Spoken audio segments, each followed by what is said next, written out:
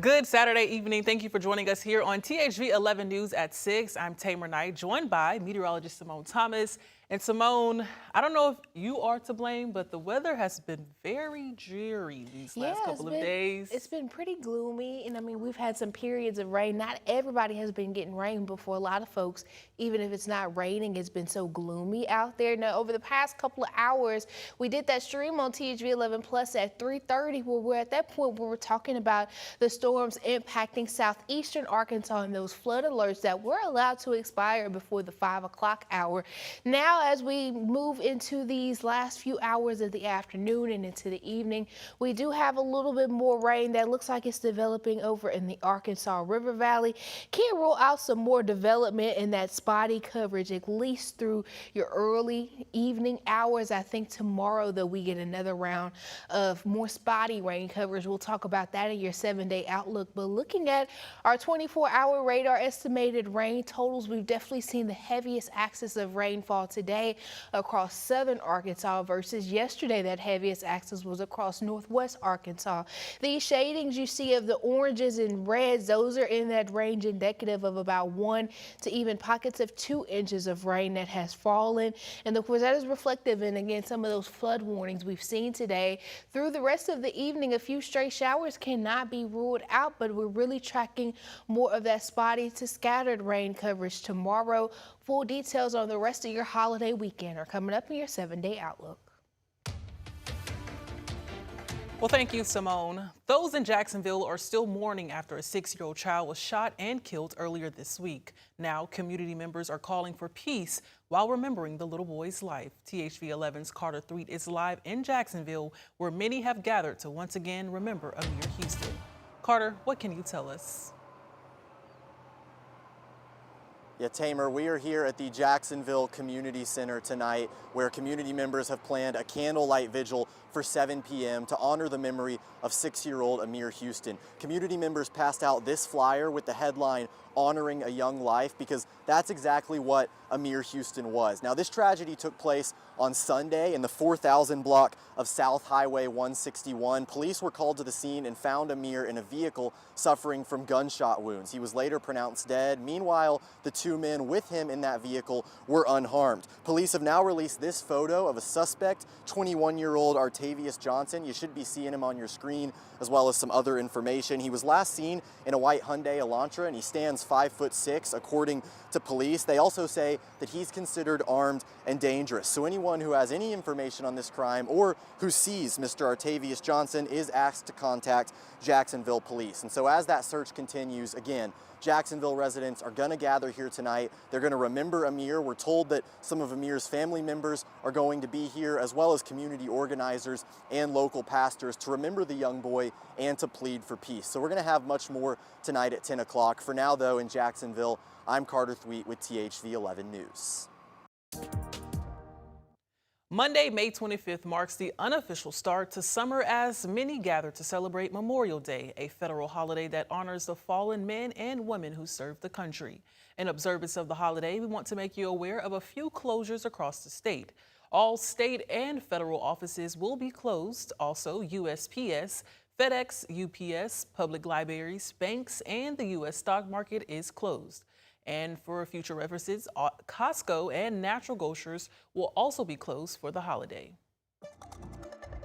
Now, with it being Memorial Day weekend, AAA projects nearly 45 million people are expected to travel this holiday weekend. But as you prepare for your road trips or take a flight, the Pulaski County Sheriff's Office is encouraging everyone to stay safe.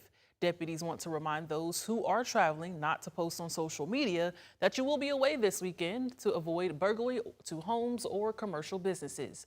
Deputies will have an increased presence on the roads this weekend, but you can do your part by being vigilant. The Sheriff's Office warns, due to the county's holiday observance, those who are arrested will not be able to see a judge until Tuesday. No distracted driving. Stay off of your phone as much as you can.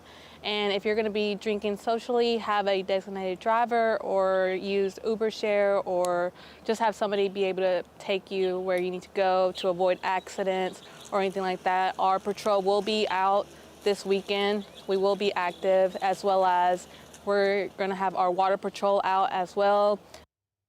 Deputy Escamilla tells us that DWI is the most commonly committed crime during Memorial Day weekend. Deputies are anticipating this to be the busiest weekend of the year. And all eyes are on small businesses today as a new marketplace opens its doors inside the former Painted Tree location.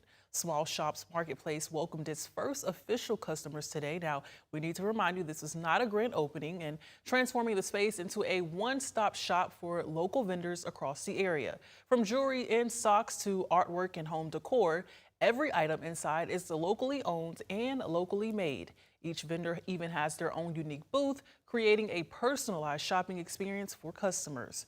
Owner Whitney Meese says the marketplace is about more than shopping. It's about keeping the heart of small businesses alive in the community.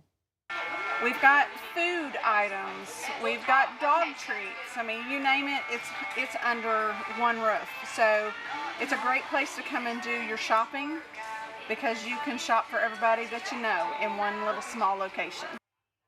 Meese says opening the marketplace took a leap of faith and strong support from the family and the community. Looking ahead, she hopes to see every booth filled as the business continues to grow.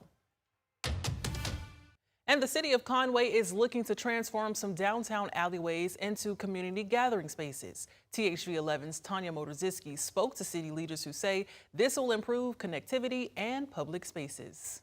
If you drive through downtown Conway, the alleyways off of Oak Court, Main and Chestnut Streets look like a place people have turned into parking lots. Currently being used for parking and for storage of stuff. But starting next week, crews will begin renovations to give this area a makeover. And what it's going to do is it's going to open up that public alleyway. The Court Street Alleyway Improvement Project is something that's been in the making since 2002.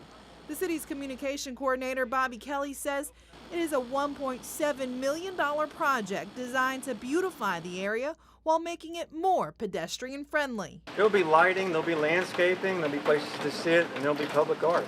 So it'll be an aesthetically pleasing place to be. While the space will look different above ground, the city is pouring more than $750,000 additional dollars underground for drainage improvements to address the city's flooding issues.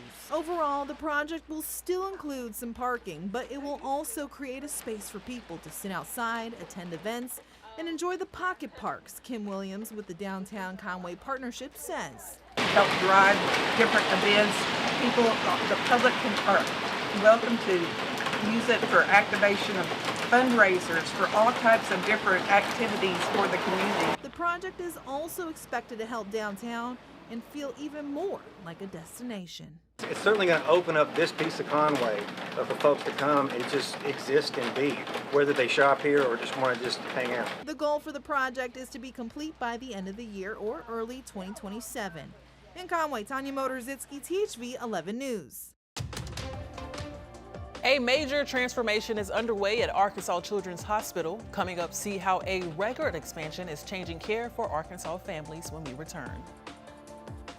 And we're in the final nights of the Pulaski County Fair. If you're headed there tonight, I don't think we'll run into too much rain, maybe a stray shower as we approach sunset, but definitely some cloudier conditions through your overnight hours. And full details on the rest of your holiday weekend are coming up right after this break.